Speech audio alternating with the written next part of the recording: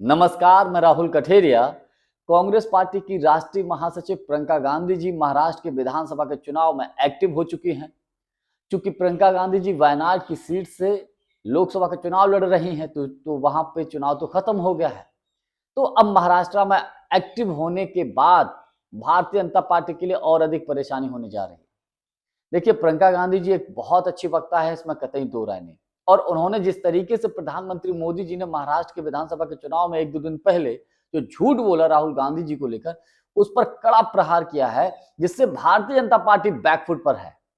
और विशेष बात यह है कि प्रियंका गांधी जी ने चुनावी रैली के दौरान जनता से जुड़े हुए मुद्दों को उठाया है। तो क्या कुछ कहा है प्रियंका गांधी जी ने, इन तमाम बातों पर और अधिक चर्चा करूं, लेकिन उससे पहले यदि आपने अभी तक हमारे चैनल को सब्सक्राइब नहीं किया है तो सब्सक्राइब जरूर कर लीजिए और घंटी के बटन को जरूर दबा दीजिए। देखिए, अभी प्रधानमंत्री मोदी जी ने 1-2 दिन पहले महाराष्ट्र में चुनावी सभा के दौरान ये कहा कि राहुल गांधी देश से आरक्षण खत्म करना चाहते हैं, जो कि सरासर झूठ है। पहले तो मैं आपको बता दूं, प्रधानमंत्री पद की अपनी एक गरिमा होती है और प्रधानमंत्री मोदी जी प्रधानमंत्री पद की गरिमा को बार बार तार करते हैं। जाने कितनी बार झूठ बोला होगा। प्रधानमंत्री मोदी जी ने जो झूठ बोला, उसका प्रियंका गांधी जी ने पलटवार किया। तो प्रियंका गांधी जी ने कहा कि मोदी जी कहते हैं कि राहुल गांधी आरक्षण के खिलाफ है। मोदी जी तो ये भी कहते हैं कि पंडित नेहरू भी आरक्षण के खिलाफ थे, जबकि सत्यता यह है कि पहले प्रधानमंत्री पंडित जवाहरलाल नेहरू ने देश में आरक्षण लागू किया, यानी कि आरक्षण दिया था। इसके अलावा प्रियंका गांधी जी ने इस बात को लेकर भी हमला बोला कि राहुल गांधी तो देश को जोड़ने के लिए, लोगों से मिलने के लिए, लोगों की समस्याओं को सुनने के लिए भारत जोड़ो यात्रा निकाली। और मोदी जी कहते हैं कि साहब राहुल गांधी आरक्षण खत्म करना चाहते हैं।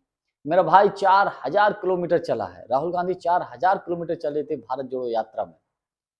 इसके अलावा उन्होंने ये भी कहा कि जब दूसरी बार भारत जोड़ो न्याय यात्रा निकाली तो राहुल गांधी ने उस वक्त जाति जनगणना की बात कही थी और ये कहा था कि जो आरक्षण की जो सीमा है वो 50% से हम उसको हटाने जा रहे हैं, उससे आगे बढ़ाएंगे। यानी कि आरक्षण को आगे बढ़ाने की बात कही थी। कभी भी राहुल गांधी ने ये नहीं कहा कि हम आरक्षण को खत्म कर देंगे। उन्होंने ये कहा कि 50% का जो बैरियर लगा है उसको तोड़कर हम और आगे बढ़ा देंगे ओबीसी SC ST के लिए। इसके अलावा प्रियंका गांधी ने जनता से जुड़े हुए मुद्दे, महाराष्ट्र से जुड़े हुए मुद्दे, विशेषकर सोयाबीन का मुद्दा उठाया कि 10 साल से सोयाबीन का दाम नहीं बढ़ रहा, प्याज का मुद्दा उठाया और तमाम उन्होंने मुद्दे उठाए। और उन्होंने स्पष्ट तौर पे कहा कि आप अर्जुन बन जाइए, महाराष्ट्र की जनता को अर्जुन बताया, कहा आप अर्जुन बन जाइए और सिर्फ मछली की आंख पर निशाना साधिए और उसको वोट करिए जो आपके बच्चों के भविष्य के हित के लिए काम करे। आपके लिए नेताओं ने क्या काम किया, उन्होंने क्या वादे किए, उन्होंने उन वादों को पूरा किया कि नहीं किया।